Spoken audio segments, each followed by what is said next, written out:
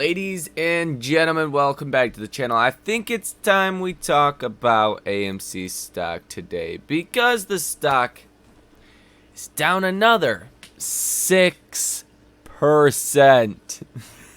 This is actually getting egregious. Okay.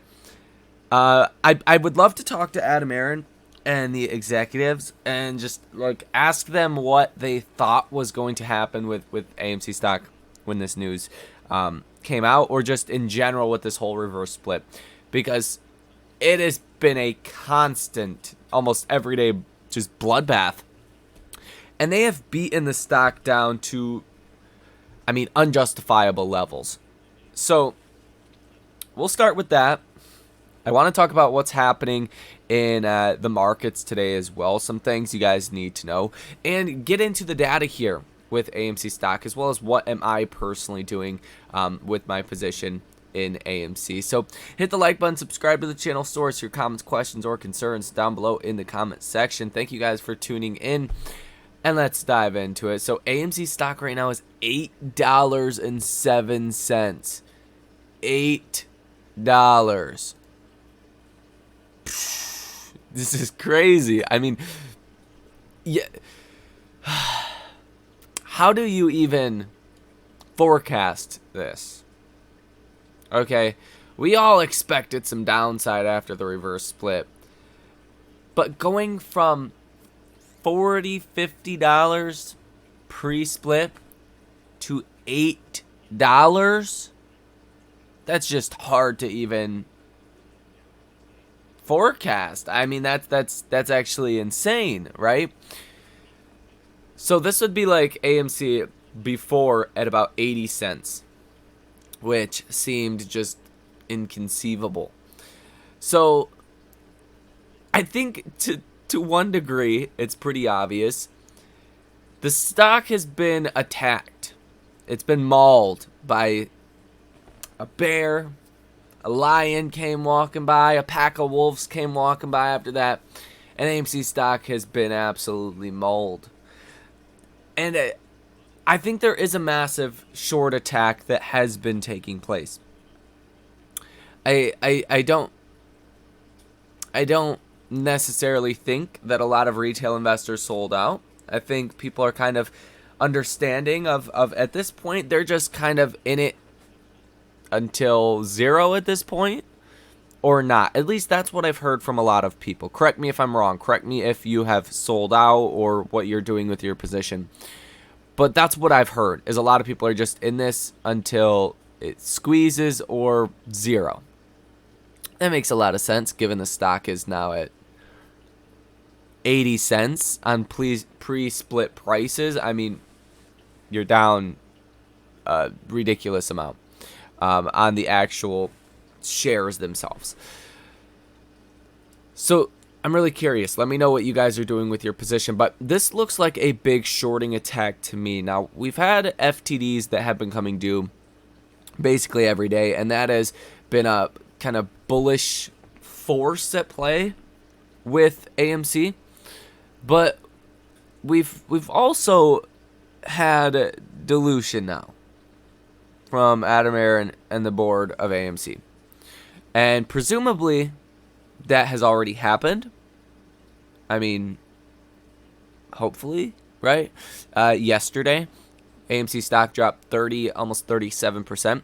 You would imagine the dilution happened yesterday, but it's possible that at some point down the line, AMC still needs to raise those 40 million shares of capital. So that's going to have a dilutive effect on AMC stock. It's going to raise the float. And I think the markets have obviously priced that in after the last 2 days of the stock collapsing. And these numbers are just egregious to even hear. In the today and yesterday, you have fallen 43%, almost 44% in the last 2 days, like today and yesterday. That's actually insane. So I do think there's that aspect of the stock is just way too oversold right now. It's just way too pessimistic. that's why, obviously, I'm not a financial advisor. I'm not a financial planner. Do what you guys want. I am personally holding all of my shares because obviously there's no point in just realizing the loss now, even if it takes a while. I mean, shares never expire.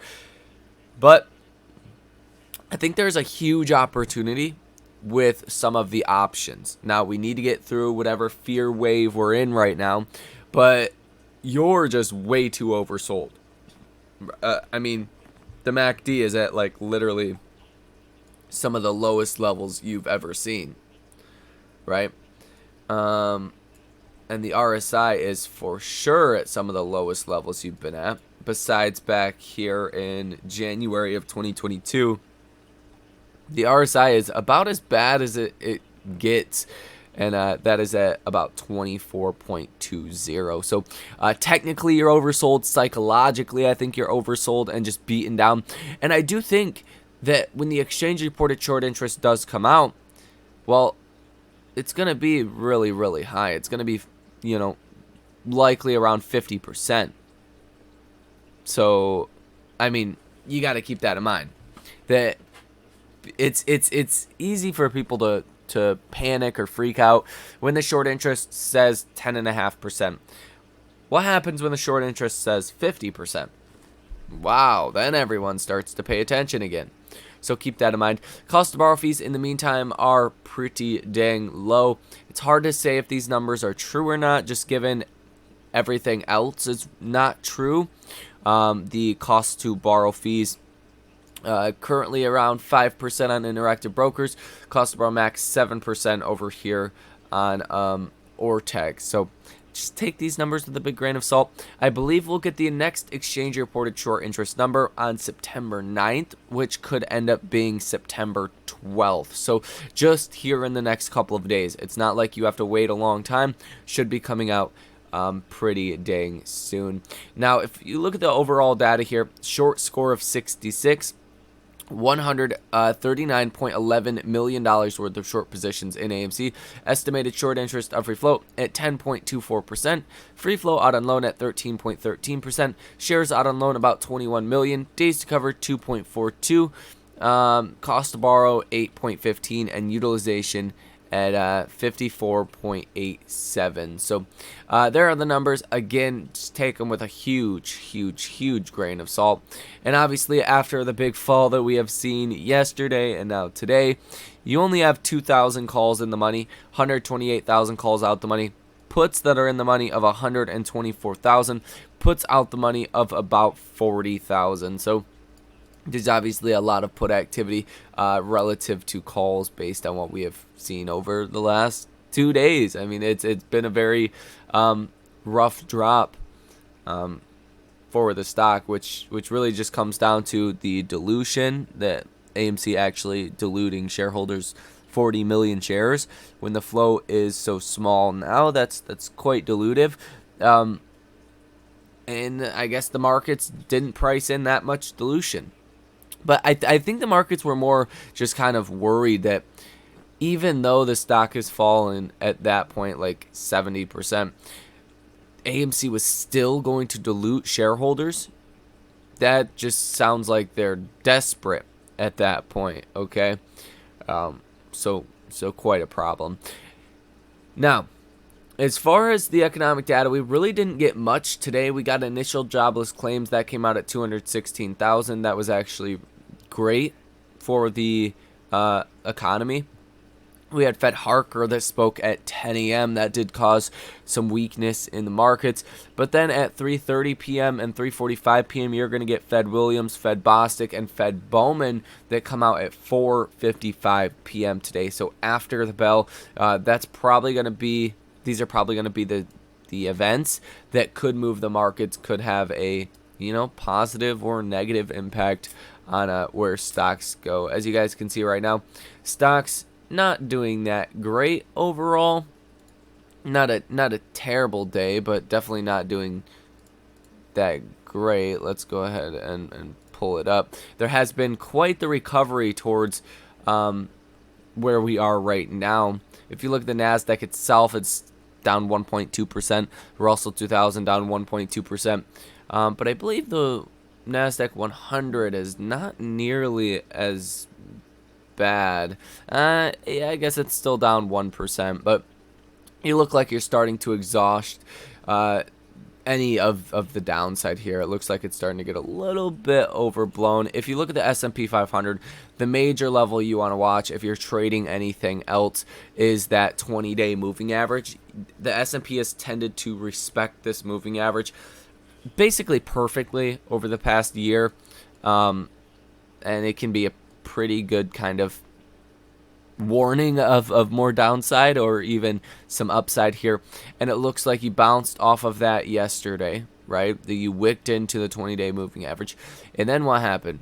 Well, today you were fighting at the 20-day moving average, and so far you're above this, and this this yellow line is at $443.85 per share. So this is a big level to be watching for as far as into the end of the day today as we continue throughout this week. And then we get bigger economic data coming next week, like CPI and, you know, other things as well. So that's basically going to do it for this video. Again, I just want to reiterate, I think this sell-off is way overblown with AMC.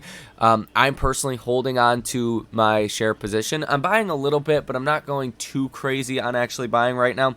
I'm just kind of waiting to see when all of this does settle out and when the dust does settle, because I think going in with a leverage trade makes a lot more sense for me, just because, I mean, I don't have enough money to average down to get to $8 per share for an average. It would just take so much money. It'd be ridiculous, like $100,000 or something crazy. I was doing the math on it. It's actually ridiculous. So going with some leverage, you get a nice return on that. That could easily turn into a big chunk of money to artificially averaged down, if you will. But that's not financial advice. I'm not a financial advisor. I'm not a financial planner. Don't listen to me. Don't do anything that I say. If you guys do want to come trade with me live in real time, if you are kind of interested in trading, hedging out your portfolios, things of that nature, you can come join the trading community.